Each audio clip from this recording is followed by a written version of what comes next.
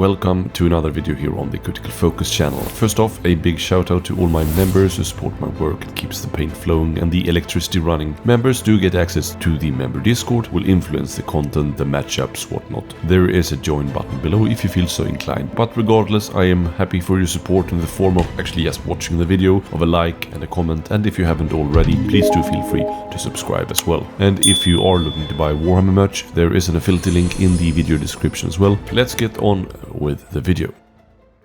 In this first Fixing Bad Warscrolls for Undwerworlds 2.0, I will talk about the Dread Pageant and how I would like to see them overhauled to give them a more competitive edge. Hopefully balance changes won't be far off, but I still have a feeling we won't see even half of the stuff we want to see realized. But a man can dream, right? So in this video I'll look at the Dread Pageant, who has decent fighter cards. Sure, my only beef here is with the Glissette, which I think should have 2 dodge from the get-go to be more in line with her theme, her dancing scarves and whatnot. And yeah, I'd gladly pay for that with leaving Hadsu on 1 dodge, even inspired. Apart from that, I think they're fine. Both Hadsu and Glissette have picked up an extra wound, and both the leader and Slakelash can pack a punch. But we do have a rather weak sauce Warscroll here that buffs stuff that don't really need buffing and has removed one of the strongest mechanic from their previous iteration, so I would like to see this addressed. The Inspire, first off, is an overhaul from the 6 wounds on surviving fighters across the board to each friendly fighter being damaged, or at least half of the fighters on the board being damaged. The first one is very costly and the second one is wildly swingy depending on who you are meeting. It's far from the worst Inspire mechanic, mind you, but it's sort of an unnecessary change in my opinion. 6 wounds across the board was tricky but not impossible. I think this previous one could have been more or less kept really, but just slightly buffed to make it just that little bit easier with, say,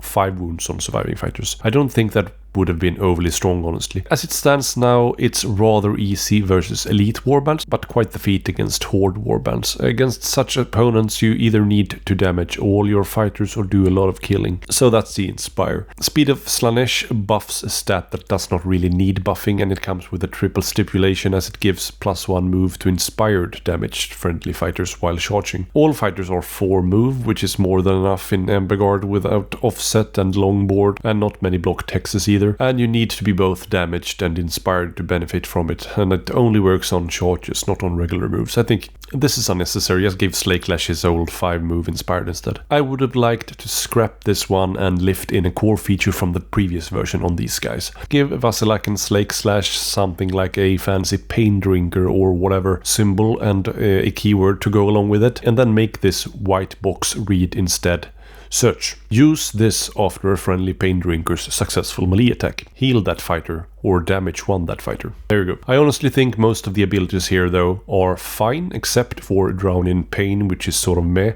Guard tokens are rather boring, even though they are more impactful now than they were in the previous iteration, now that incoming crits aren't all powerful. But I would like to see this replaced with Shared Pain, which was a super cool ploy, which lets you hand over damage from an incoming attack to another friendly fighter within 3 hexes, like the old ploy card. With these changes I can see them picking up some pace in Embergard.